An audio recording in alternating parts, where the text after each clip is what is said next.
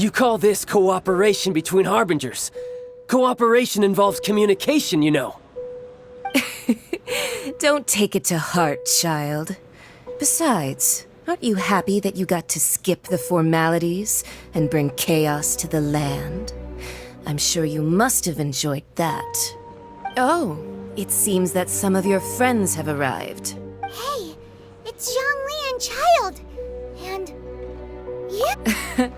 It's you two. I believe we've met once before. In the city of Bards, was it? I'm glad you still remember my name. Ah, right. I imagine that it must have been rather hard to forget watching helplessly as something precious was snatched away from your friend. No, don't let her get to you! You've yet to gather the powers of all 7 elements, and our last battle at the Golden House was almost more than you could handle. So it might be best to keep things peaceful this time, seeing that 2 of the Harbingers are here. Well, if it isn't you two. This is our first time seeing each other since Liyue was nearly wiped off the map. This is certainly a bit awkward, wouldn't you say? Paimon knew that we should never have trusted a Fatui Harbinger. Oh, now don't say that. Sure, I may have misled you, but I never had anything against you personally. Besides, I thought we were getting along quite well together, didn't you? Except for that little tussle we had at the end. Nothing personal. We just have different views, that's all. Of course, you may very well hold this against me, but that's up to you. The real deceivers here are Senora and Zongli. Curse them for leading me on. So actually, I think... Stop wasting time, child. There'll be plenty of time to chat once I'm through here. You remember the agreement, Morax. Now, if you would be so kind. The Gnosis, please. What in the world are you talking about? The contract is fulfilled. That which thou seeketh is now bestowed unto thee. For my promise is solid as stone.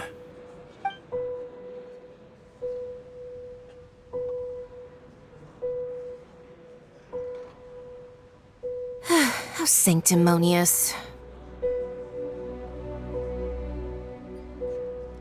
What? So you're the Lord of Chio? No, wait! That's an exciting twist and all, but why give the Gnosis to the Fatui? I do not give it for free. I give it as agreed upon in the contract, for it is a matter solely between the Tsaritsa and I. Yeah, you don't think you went a little bit too far with that whole fake death thing? Everyone was preparing the ceremony for you, and splat! This big dragon falls out of the sky, and all of Lyric goes into an uproar. Talk about a disaster. Gathering all the forces that had been bubbling behind the scenes, and then stirring them together in a pot that was bound to boil over. That's what he wanted to see, am I right? Wait, what? Perhaps it's best that I explain. As you know, I've dwelt upon this world for more than 6,000 years. I witnessed the founding of Liyue, together with the Adepti 3,700 years ago. Even boulders that can withstand whirlpools will erode with the passing of time. I kept convincing myself that cracks had not begun to form, and that the end of my time had not yet come. Until one drizzly day, as I was strolling along the harbor, I heard a merchant tell one of his workers, "You've finished your duties. Go ahead and call it a day."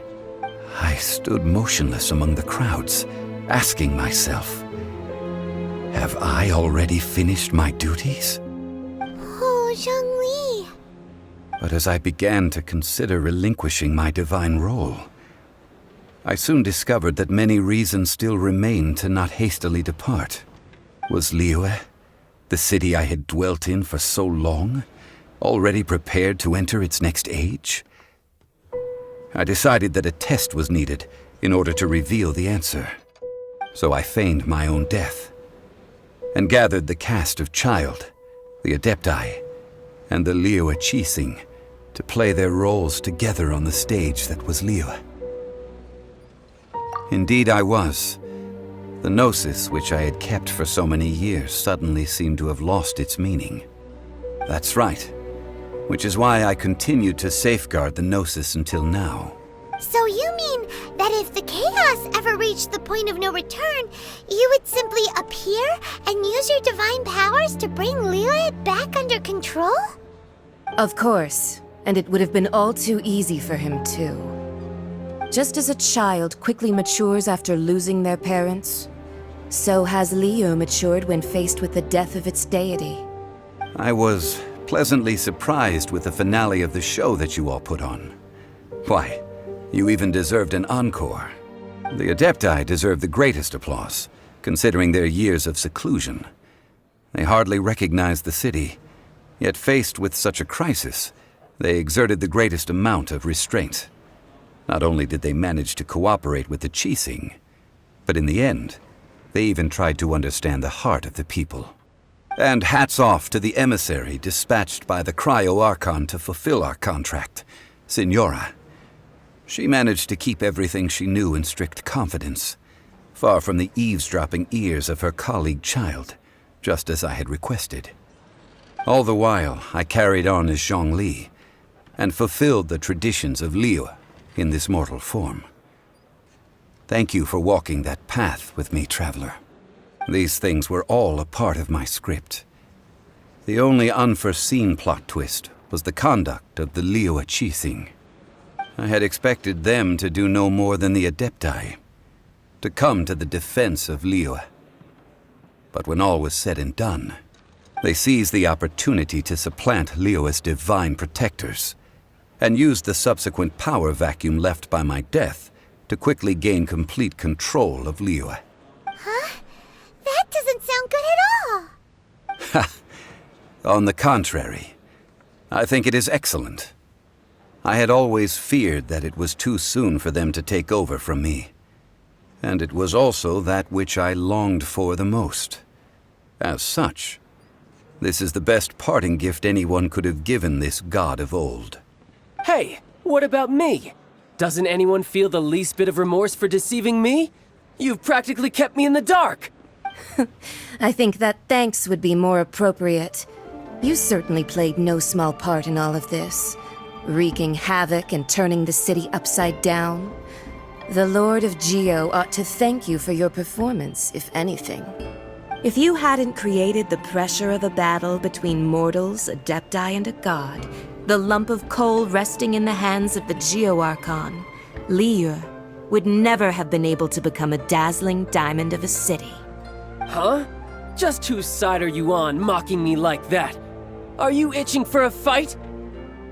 Be that as it may, you've come out of this as the hero of Liyue. I, on the other hand, will be forever prescribed as a disturber of the peace, no? Well then, with the Gnosis in my possession, I have no use for such idle chatter.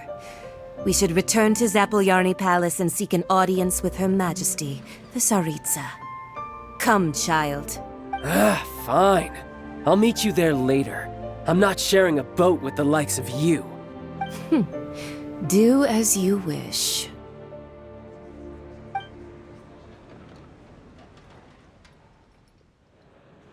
Now then, is there anything else you wish to ask me? Right! As Zhongli always told us, a good trade is a fair trade. Paimon has no idea what could be a good trade for a Gnosis.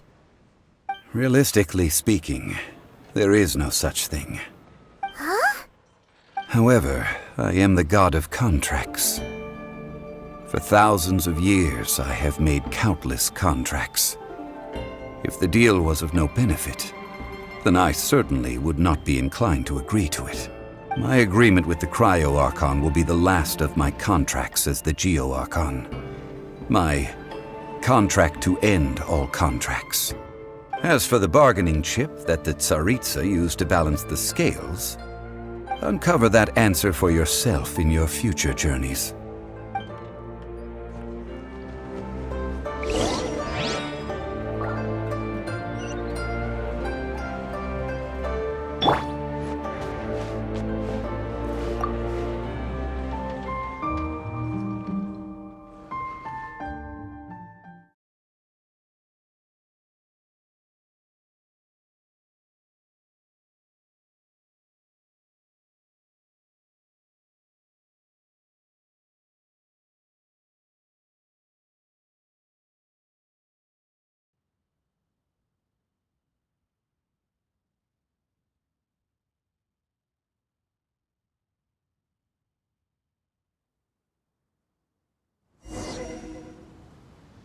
Today's the day of the rite of parting.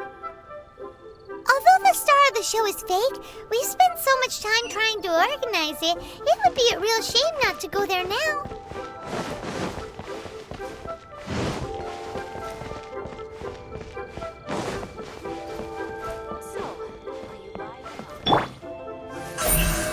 Don't blink!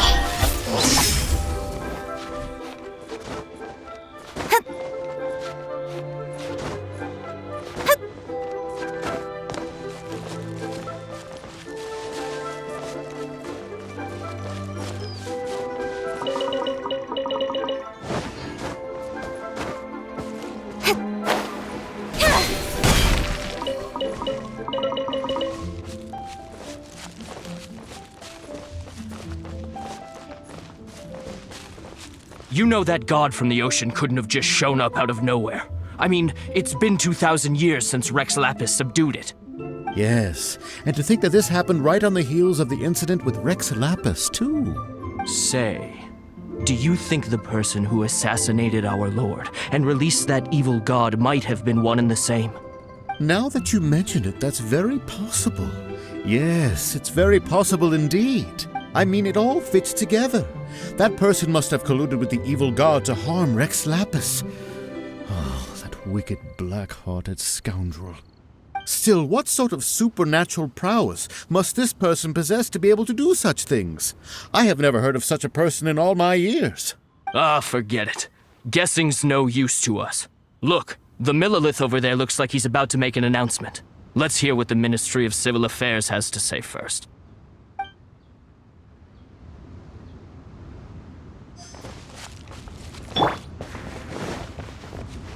Well, since we're going through with this rite of parting, I guess it means that those rumors hit the nail on the head. So Rex Lapis is really... But they didn't catch the culprit, did they? Oh, come on. Do you think that the assassin could have been a normal person? You know what I think.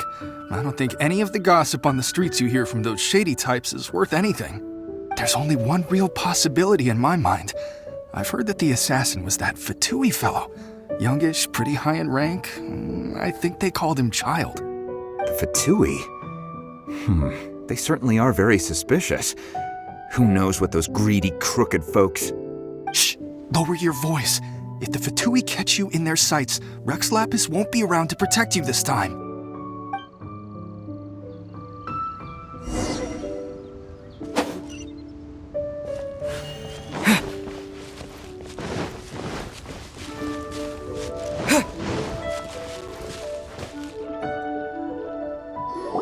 Hear ye all! The Chi sings words. Though a dragon soars ageless as the mountains, it too must return to dust. This is common knowledge. Gods and Adepti live glorious lives, but both light and shadow have their season. So too must they face divinely appointed trials. Rumors and hearsay abound on the streets that Rex Lapis was murdered. Now, let the truth be revealed. Having been thwarted in his trial, Rex Lapis's soul has recouped the celestial heights. He beseeches the people of Liyue to grieve not and to let not their hearts be saddened. Nor are they to believe street-born rumors or indulge in baseless speculation.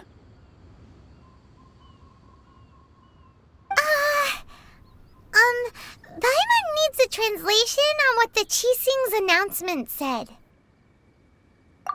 So that's how they're spinning it. Something feels off. Why would they suddenly give up looking for the murderer? Not to mention how this excuse sounds like something they just made up on the spot. Could the Qixing already have known that Rex Lapis wasn't dead? But Zongli said that neither they nor the Adepti knew anything. Did Zongli tell them in secret after his gnosis changed hands? Exactly, right? Ooh, seems like the rite of parting has been going on for a while now. Let's go have a look.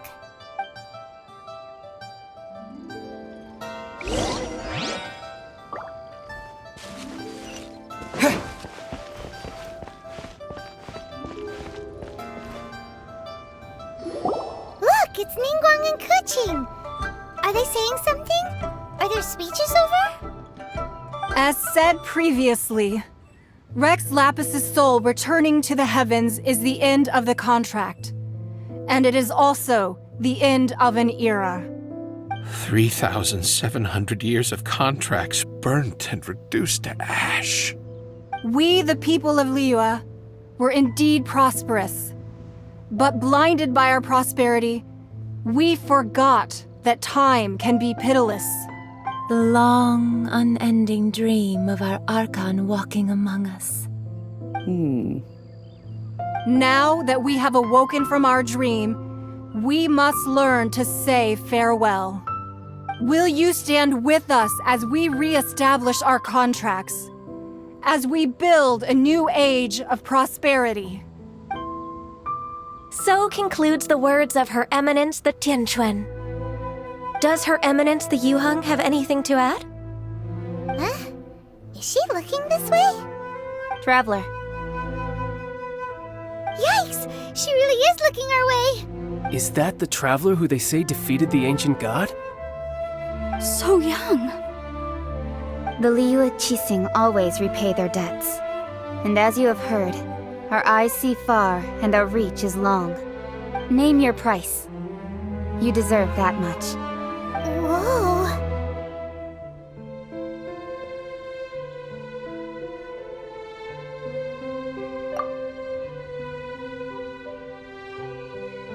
Well, could you help me put up some missing person posters?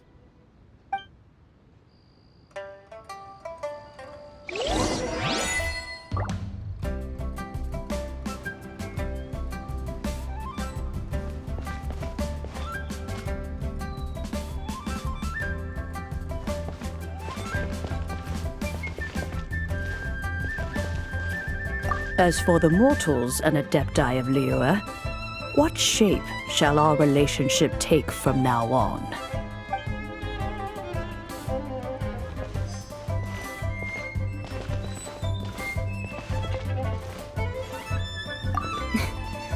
Why, you... Were you just trying to look cool earlier, or are you really that selfless? If you were looking for someone, you could have just told me that in private.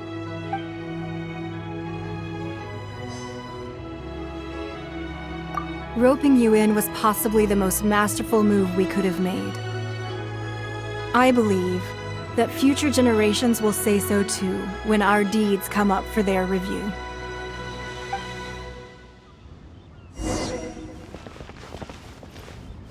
The cleanup of the premises, managing the crowds as they exit, making an account of the rite. There's much that remains to be done. I didn't miss anything, did I?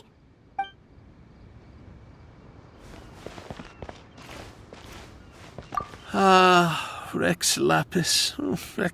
Now that I think about it, if everyone's of the same mind as me, perhaps mementos for Rex Lapis might be the best short-term business opportunity.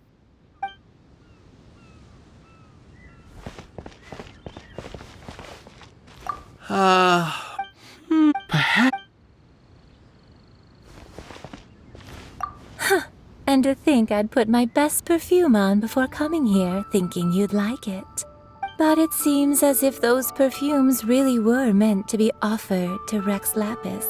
Well, that's fine. Suffer no rivals in love, they say.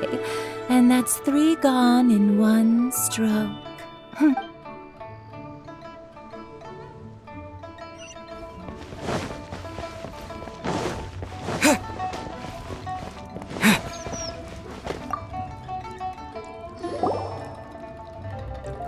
Hey, Zongli! Look at this. Everyone in Liyue is caught up in their emotions, thinking that they'll never see Rex Lapis again. And here you are looking all relaxed. Why would I not feel more at ease after laying down the burden I have borne for 3,700 years?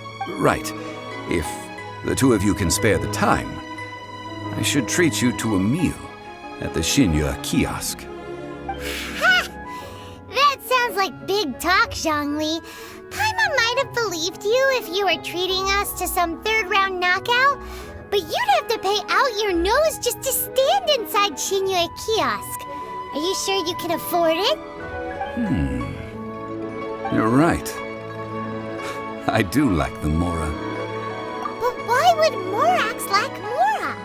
As the Rex Lapis Morax, I can easily create Mora. But since I have chosen to walk this earth as the mortal Zongli, I should abide by the same rules that mortals do. When I was journeying with you, though I still had the Gnosis in hand, I knew that I must soon retire from my role as an Archon, so I had to rehearse a little for my new life. Oh, no wonder! Paimon gets it now. You didn't look at the price tags when we were spending because you've never had to. But since you weren't used to not being able to just make more Mora as and when you wanted to, you had to try becoming a parasite to society who lives off of other people's credit. Well, we were only spending Fatui money. You don't have to say it like that. In the City of Commerce, we do not merely exchange money or goods. We also exchange knowledge, memories, and foresight, as well as positions, roles, and lives. The Archon Morax could never experience life as the true mortal Zhongli could, no matter how many times he descended to be with his people. I must thank you for that. I will treasure the memories that I made as Zhongli, traveling the streets of Liyue with you. That is true. But there is no journey that does not end. No meetings without partings. Paimon thinks that we should make a move and continue our search for the 7. I fear that continuing your journey may be difficult. The nation that neighbors Liyue by sea, Inazuma, is presently closed. The Electro-Archon Ball. And just as the people of Liyue preferred to call me Rex Lapis, she too goes by another name among locals in Inazuma. Paimon thinks we've heard that one before. Raiden? That is the case. And since Raiden is also the shogun of the Inazuma Bakufu, people call her the Raiden Shogun. That said, though people at the wharf were saying that the situation in Inazuma is very tense, Paimon doesn't remember that always being the case. It wasn't that bad last year. Zhongli, since you're Rex Lapis, shouldn't you know something about what's happening there? Just how did Inazuma become a closed nation? It's because of visions. Visions? When faced with circumstances beyond their control, humans often bemoan their lack of power. But if a person shows true strength of will at a desperate and fateful moment in their life, the gods will look upon them with favor. This is what visions are. Magical foci bestowed upon those who have been acknowledged by the gods. Uh-huh. That's how people in Teyvat see it. But starting from last year, the Raiden Shogun began promulgating the Vision Hunt Decree. Vision Hunt Decree? Yes. It was an order to seize all visions within Inazuma's borders, and to inlay them upon the hands of a statue of the 1,000-armed, 100-eyed god. They want to seize visions. But why? Aren't visions blessings from the gods? I should think that in the Raiden Shogun's eyes, it is precisely because they are divine blessings that they should be under the sole dominion of divinity. Whoa, that's harsh. The Anemo Archon is the god of freedom, and the Geo Archon is the god of contracts. For her part, the Raiden Shogun is the god of eternity. It seems as though she has finally decided to eliminate any unstable elements that could pose a threat to her eternal realm. The fact that even I, the oldest of the seven, have now passed away will only strengthen her resolve to pursue eternity. Knowing her, she must have again quoted that adage she is most fond of when proclaiming that decree to her people. 7 ideals for 7 gods, and of these, eternity is nearest unto heaven. All right then. Was there anything else you wish to know? Ah, that was a good one. Failing a divine trial. How they came up with that excuse, I will never know. That said, the reason why the Qixing were so eager to resolve the incident and stop pursuing the culprit was indeed because they received news in secret that Rex Lapis was not dead. I hinted as much to the Adepti as well. How did I accomplish that, you ask? Have you ever heard of this particularly convenient Adepti art known as gifting dreams and visions? All right then. Was there anything else you wish to know? Yeah, about that. Before the Qixing made their announcement, we listened to a lot of people talking on the way. Most of them put the blame for everything on Child. These are indeed false accusations. But it remains undeniably true that Child did send people to the Jade Chamber to prevent the Adepti and the Qixing from defeating the ancient god. I've heard that Ningguang is busy milking that for all it's worth on the foreign relations front at the moment, browbeating the envoys of the Fatui. Ha! Those poor Snezhnayan diplomats. If it were not for Child's exalted position as a harbinger, I'm certain that they would have shifted all the blame to him and called for his dismissal by now. All right then. Was there anything else you wish to know? The time of the Adepti has long passed. If even the Liyue Qixing don't want to face that truth, then what future is there for Liyue? Kuching is absolutely right in saying this. Now, though I did laud Ningguang's desire for power, believing this to be a good thing, and thought as a matter of course that she must have been behind the Qixing's plan to take governing power over Liyue from the hands of the gods and Adepti, could the original person who brought up the idea of seizing power have been... All right then. Was there anything else you wish to know?